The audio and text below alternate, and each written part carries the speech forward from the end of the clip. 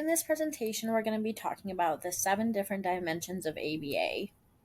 These 7 dimensions can be easily remembered with the acronym GET a CAB: generality, effective, technological, applied, conceptually systematic, analytic, and behavioral. Our first dimension is generality. This means that behavior should be written so that once the behavior is achieved, it continues to be demonstrated over a variety of settings and people. An example of generality is an ABA technician teaching a child to respond to the name at the ABA clinic, and the child is able to master this skill.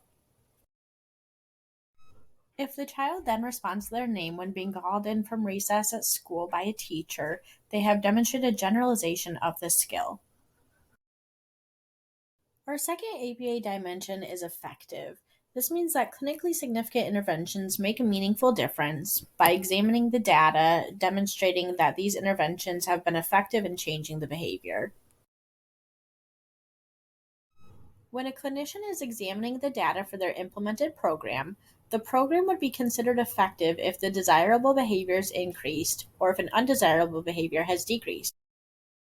Our technological dimension refers to the fact that interventions should be written in a way that is operationally defined and described so another clinician can easily interpret the program.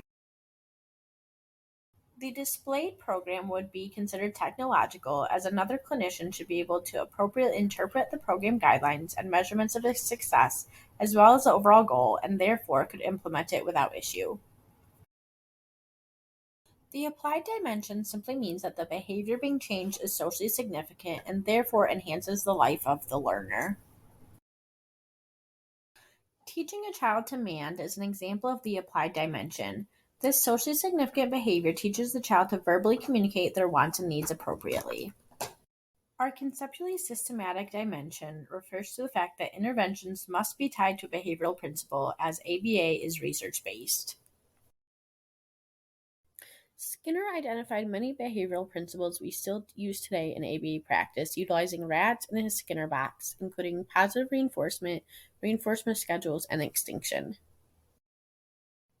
When a technician tells a child to sit down and delivers positive reinforcement when the child complies with the task demand, behavioral principles are in play and conceptually systematic dimension would be met. The analytic dimension means that a clinician should be able to prove that a specific variable is the reason for the behavioral change. If this variable was removed, the change would not occur.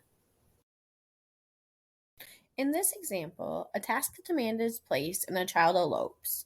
The clinician would then complete an FAI to determine that the function of the elopement is escape from task rather than other functions such as attention or access to tangibles. The last dimension is behavioral, meaning simply a behavior needs to be both observable and measurable. This child is crying, which is defined as a behavior because it is both observable and measurable.